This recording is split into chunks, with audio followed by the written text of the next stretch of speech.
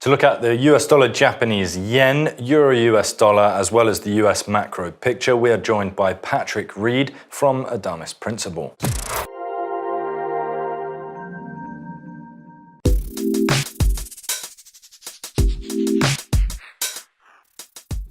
Patrick, first up, let's look at the Bank of Japan action. What will this mean for the US dollar, Japanese yen? Hi, Jack. Yeah, interesting times for the Japanese yen. Early this week, we had a lot of desk talk saying there's going to be a policy change, a policy shift. Nothing quite happened. What did change was they changed the upper bound from 0.1 on the 10-year yield to 0.2. This is significant. It's a bit of can kicking in my eyes.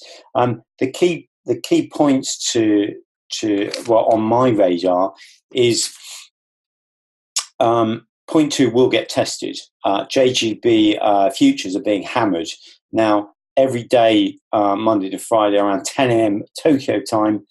There is a point where the BOJ could step in to be buying JGBs. This is probably to defend the cap at 0.2, similar to what they did before in 0.1. Markets being markets, they're going to test 0.2 at some point. The key takeout for me on this is if Japanese yen can't rally, and it's not really rallying that much. If Japanese yen can't rally when yields rise on the 10-year, what's the Japanese yen going to do when it falls? So obviously, I'm bullish dollar yen. Having said that, today, Friday close, 111.40 key level got broken. Just word of note. So it's a bit mixed, but I'm on my radar. I'm looking out day by day. Next week will be very interesting. Now looking at the euro US dollar, what have you spotted with this pair? So we're at an interesting pivot or juncture with euro dollar. I just want to go through, I'm bearish euro dollar on the daily, but I just want to go through the reasons why. It's not straightforward, but we've broken a triangle, and we closed below 116, which is really important.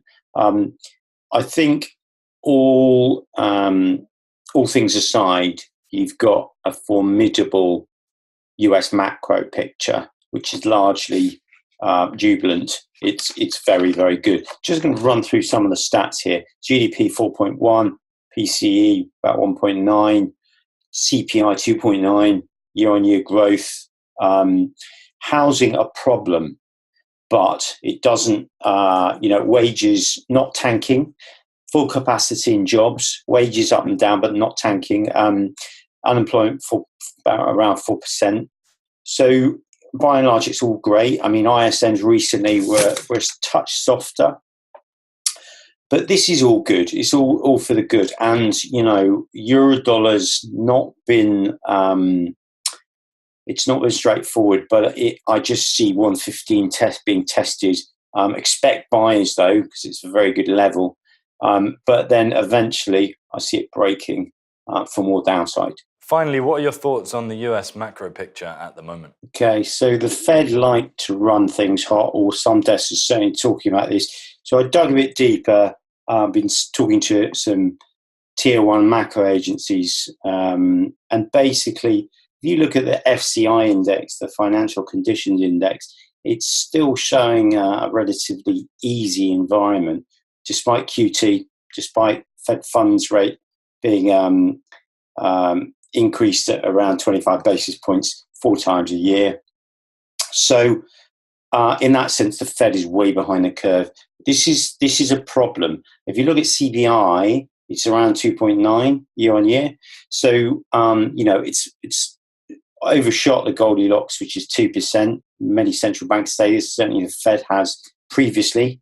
So this is a problem, and I just think is something to watch. Now, if the Fed does tighten considerably, the dollar's going to shoot north. Well, a big thank you to Patrick, and thank you for watching. If you enjoyed this interview and would like to find out more, be sure to head over to dukascopy.tv.